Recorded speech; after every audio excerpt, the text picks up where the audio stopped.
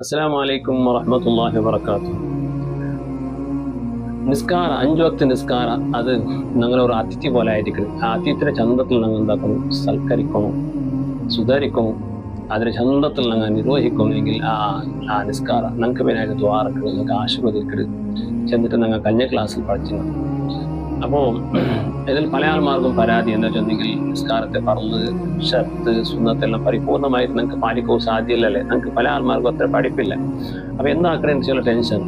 അപ്പൊ അതുപോലെ നല്ല പരിഹാരമായിട്ട് ഞങ്ങൾ അയത്തര ഞങ്ങളുടെ നിസ്കാരത്തെ പള്ളിയിൽ പോയിട്ട് ഇമാം ജമാഅത്തായിട്ട് നിസ്കരിക്കുക പ്രയത്നാക്കണം. ഞങ്ങൾ ഇമാം ജമാഅത്തോ ഇമാമിന്റെ പിറത്ത് ഞങ്ങൾ നിസ്കരിക്കുമ്പോൾ ഞങ്ങളിൽ നിന്ന് ഉണ്ടാവുന്നതായ ലോപദോഷങ്ങൾ, അതുപോലെ ഞങ്ങളിൽ ഉണ്ടാവുന്നതായ സുന്നത്തര പ്രവർത്തനങ്ങളെല്ലാം പരിഹരിക്കപ്പെട്ടത്.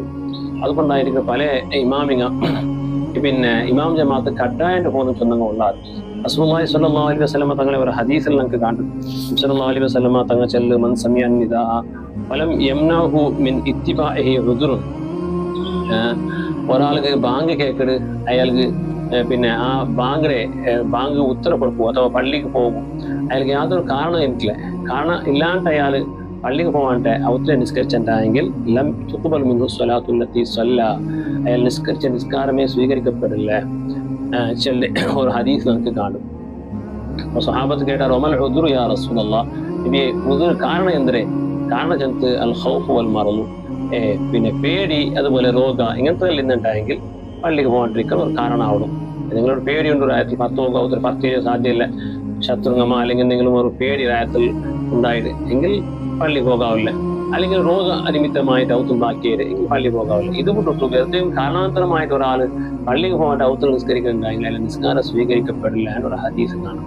ഈ ഹദീസ് പിടിച്ചിട്ട് ബഹുമാനപ്പെട്ട ഇമാം അഹ്മദ് ബിൻ ഹംബൽ റളിയല്ലാഹു അൻഹു ചെല്ല് പ്രത്യത്വവും നിസ്കാര നിർബന്ധ പിന്നെ ജമാഅത്തിലായിട്ട് നിസ്കരിക്കൽ നിർബന്ധ പറഞ്ഞിട്ടുണ്ട്. അതുകൊണ്ടായിട്ട് ഇന്ന് സൗദി പോലത്തെ പ്രദേശത്തിലെല്ലാം പിന്നെ ജമാഅത്ത് വലിയ ഒത്തുകൊടുക്കുന്നത് കാണും. പ്രത്യർത്ഥവും ജമാഅത്തുമായി നിസ്കരിക്കാറ്.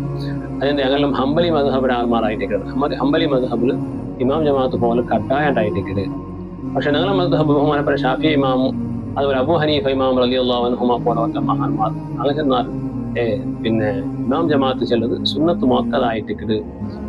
പിന്നെ അവിടെ നബി സല്ലല്ലാഹു അലൈഹി വസല്ലം തങ്ങൾ നിസ്കാരം സ്വീകരിക്കപ്പെട്ടില്ല എന്നെങ്കിൽ പരിപൂർണമായിട്ട് സ്വീകരിക്കപ്പെട്ടില്ല എന്ന അർത്ഥമാണ് അങ്ങ് വ്യാഖ്യാനിച്ചാൽ. ഏതുമാവട്ടും ഒരു വിഭാഗം പണ്ഡിതന്മാർ ഇമാം ജമാഅത്ത് നിർബന്ധ ചെന്നത് കൊണ്ട് അങ്ങനെ ആ ഖിലാഫിൽ നിന്ന് പറഞ്ഞിട്ടുണ്ടെങ്കിൽ ഞങ്ങൾക്ക് എന്താക്കുന്നു, ഞങ്ങൾ ഇമാം ജമാഅത്ത് മാക്സിമമായിട്ട് നിസ്കരിക്കുന്ന പ്രയത്നമാക്കും.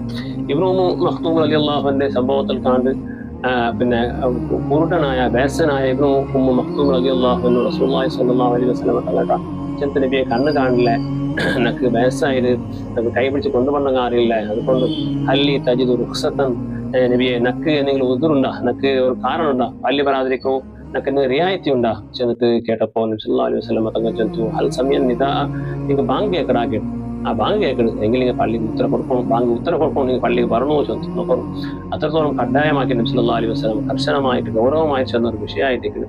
അപ്പൊ അതുകൊണ്ട് വിനാകാരണമായിട്ട് ഞങ്ങൾ ജമാഅത്ത് പാട്ടാണ്ട് ഞങ്ങൾ പള്ളിക്ക് ബന്ധിട്ടായെങ്കിൽ വലിയ അതിൽ പണമുണ്ടും ഞങ്ങൾ നിസ്കാരം പരിപൂർണമായിട്ട് നമുക്ക് കിട്ടുന്നത് മാത്രമല്ല ഇരട്ടി 27 ഇരട്ടി കൂലി നിസ്കരിച്ച് കൂലിയായിരിക്കും ഞങ്ങൾക്ക് അള്ളാഹു തആല പോണ്ടേ.